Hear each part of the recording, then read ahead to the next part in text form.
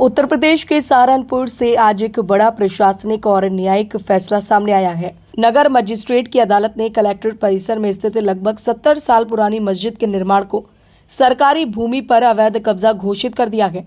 अदालत ने आदेश दिया है कि इस कब्जे को 30 दिन के भीतर हटाया जाए। इसके साथ ही अवैध अधिभोग के मामले में संबंधित पक्ष पर 6,41,65,565 रुपए का भारी जुर्माना भी लगाया है। यह कार्यवाही बजरंग दल के पूर्व प्रांत संयोजक विकास त्यागी की शिकायत पर संज्ञान लेते हुए की गई। शिकायत में आरोप लगाया गया था कि जिलाधिकारी कार्यालय जैसे संवेदनशील परिसर में बनी इस मस्जिद का उपयोग केवल धार्मिक गतिविधियों तक सीमित नहीं है, बल्कि वहां डाकघर संचालित किया जा रहा है और कई कमरों को किराए पर देकर आय भी अर्जित की जा रही है। अदालत ने स्पष्ट निर्देश दिए हैं कि अवैध कब्जाधारियों को 30 दिन के भीतर स्वयं कब्जा हटाना होगा। यदि निर्धारित समय सीमा में ऐसा नहीं किया जाता तो प्रशासन द्वारा बलपूर्वक बेदखली की कार्यवाही की जाएगी और साथ ही जुर्माने की वसूली भी की जाएगी। इस फैसले के बाद पूरे इलाके में हलचल बढ़ गई है और अब सभी की नजरें आगे होने वाली कार्यवाही और संभावित प्रतिक्रियाओं पर टिकी हुई है। Bureau report, news 89। Saharanpur collectorate परिसर के अंदर एक अवैध मस्जिद बनी हुई थी।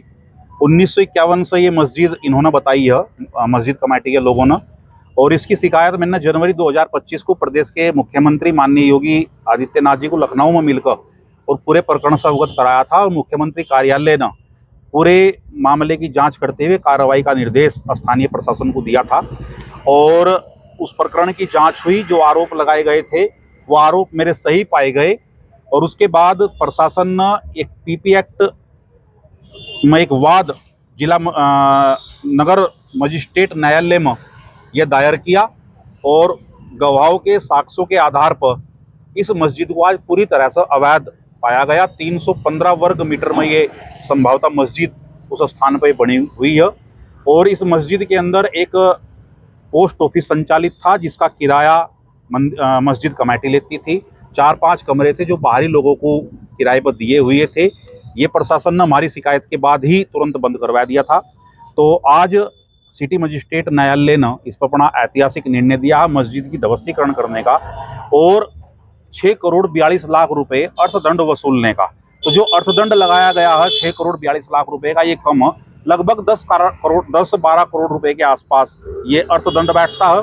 और जो न्यायालय ने निर्देश दिया है कि तुरंत जो है इसका ध्वस्तीकरण किया जाना चाहिए। तो मेरी प्रशासन से मांग है कि न्यायालय का आदेश का पालन तुरंत स्थानीय प्रशासन को करना चाहिए और इस मस्जिद का ध्वस्तीकरण ये कलेक्ट्रेट परिसर से होना चाहिए, क्योंकि कलेक्ट्रेट परिसर एक अति महत्वपूर्ण स्थान होता है। पूरे जिले की जो है वहाँ से गतिविधि, पूरे जिले का प्रशासन वहाँ से संचालित होता है और कई अति महत्वपूर्ण गोपनीय कार्य भी इस कैंपस के अंदर कार्यालयों में, भिन्न भिन्न कार्यालयों में होते हैं।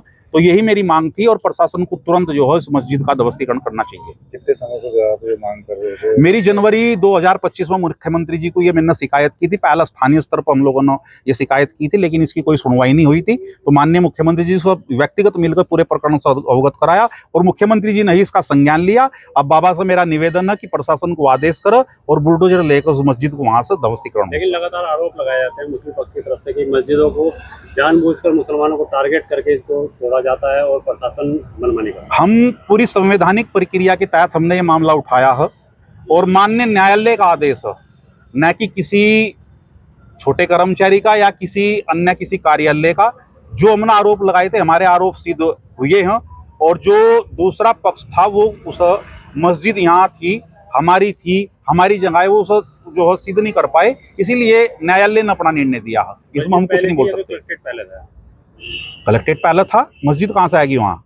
किसने बना ली मस्जिद? मैं तो ये कहूँगा कि जिस समय की इन्होंने मस्जिद बनाने की और इन्होंने दिखाया कि मस्जिद हमारी उस समय से, यदि उस समय के में लोग भी जीवित हों तो उन पर भी कार्रवाई होनी चाहिए। कैसे मस्जिद बनेगी यहाँ? या